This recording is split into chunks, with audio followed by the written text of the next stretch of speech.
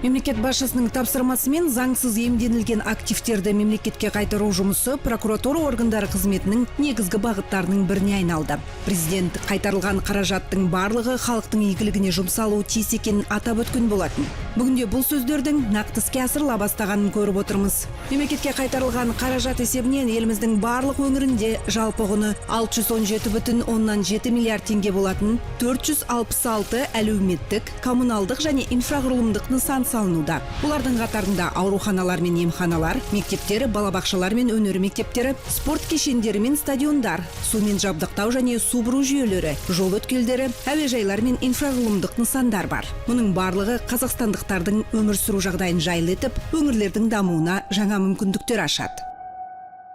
Еліміздің елордасында тарихы сонау 1936 жылдан бастап алатын атаңызга айналган Кажымукан Муңайтпасов атындагы стадион кайта калпына келтирилди. Бүгүнде стадион УЕФА стандарттарына сай келет. Ол 3600 көрөрмөнгө арналган және ең бастысы мында бир мезетте 750 бала спортпен шугулданып, болашакта үлкөн жеңистерге кол жеткизе алат.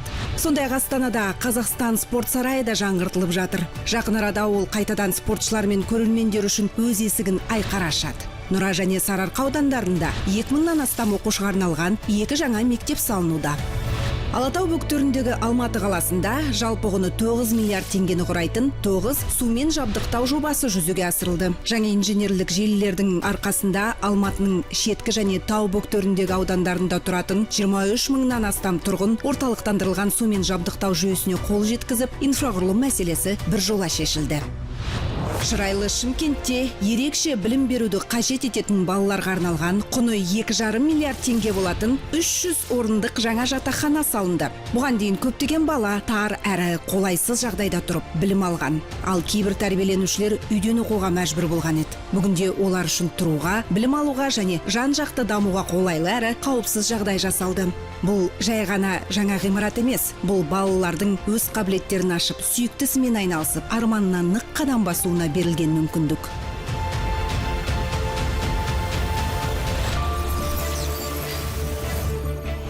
Арка төсүндөгү Акмола облусунда арнайы мемлекеттик кор каражат эсебинен 46,8 миллиард теңгеге 48 жоба иске асырылып жатыр.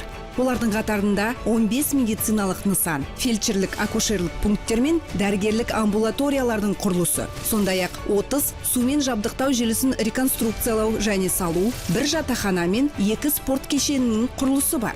Жүзөгө асырылган эң ири жобалардын бири Көкше Арена спорт кешени. Заманауи нысан курулусуна 12,6 миллиард теңге жумсалды. Мында спортчулардын жаттыгууна, дайындыгына жана эң жогору деңгейдеги жарыстарды өткөзүүгө барлык жагдай жасалган. Спортпен шугулданууга арналган жаңа мүмкүндүктөр Зеренде ауылында да пайда болду. Куну 2,1 миллиард теңге болатын балалар жасөспүрүмдөр спорт мектеби бир аусымда 100ден астам баланы кабылдай алат. Мында шаңгы жарысы, бокс және күрес секциялары жұмыс істейт. Мектептің ашылғанына аз уақыт болғанына қарамастан, оның тәрбиеленушілері қазірдің өзінде 50ден астам медаль жеңіп алды. Оның 9-ы республикалық жарыстарда қоржынға салынған.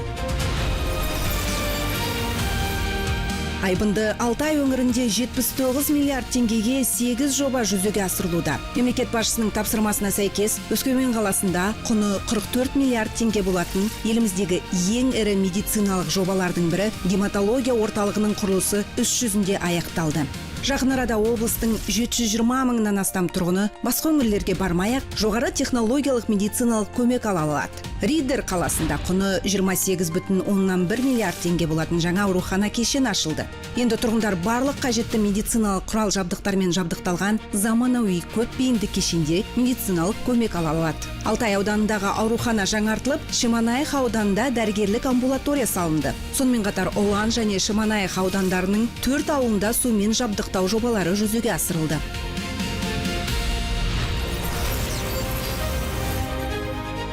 Еліміздің негізгі ауыл шаруашылығы өңірлерінің бірі Қостанай облысында 26 миллиард теңгеге 26 жоба жүзеге асырылуда.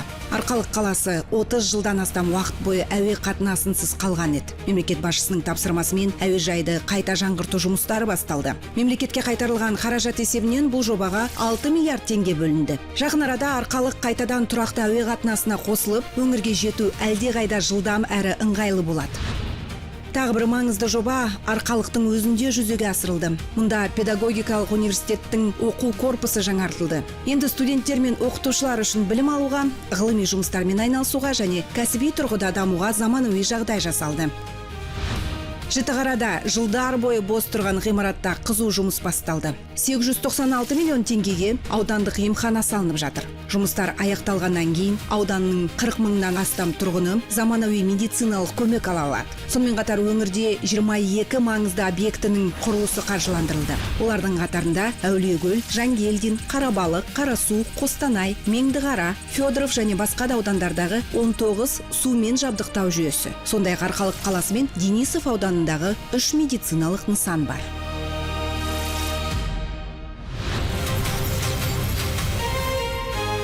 Ұлы Абай елінде 52,4 миллиард теңгеге 28 жоба қолға алынған. Соңғы 30 жылда Семейде қосымша білім беру нысандары мүлде салынбаған еді. Енді мұнда 1500 орындық оқушылар сарайы ашылды. Құны 7,6 миллиард теңгені құрайтын заманауи орталықта мыңдаған баланың білім алуына, шығармашылығын шыңдап, жан-жақты дамуына барлық жағдай жасалды.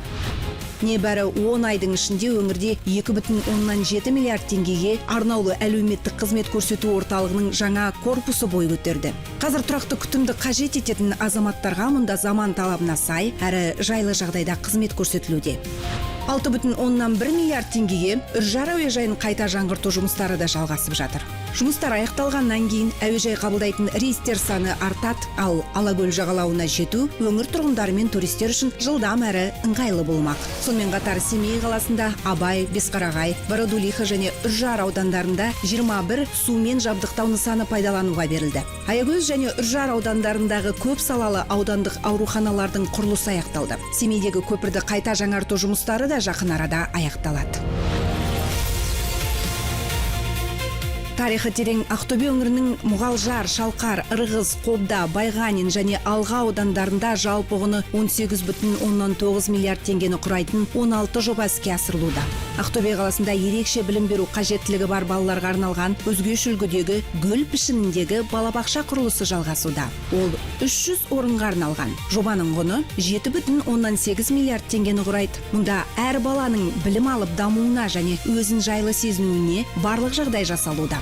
40 жылдан астам уақыт бойы медициналық пункті болмаған 9 ауылында жаңа дәрігерлік пункт ашылды. Енді 700 ауыл тұрғыны қажетті медициналық көмекті ауылдан шықпай-ақ алатын болады. Бүгінде облыста халықты сапалы медициналық көмекпен қамтамасыз ететін 11 фельдшерлік акушерлік амбулатория медициналық пункт пайдалануға берілді. Енді бұл объектілерде тұрғындарға сапалы медициналық қызмет қолжетімді.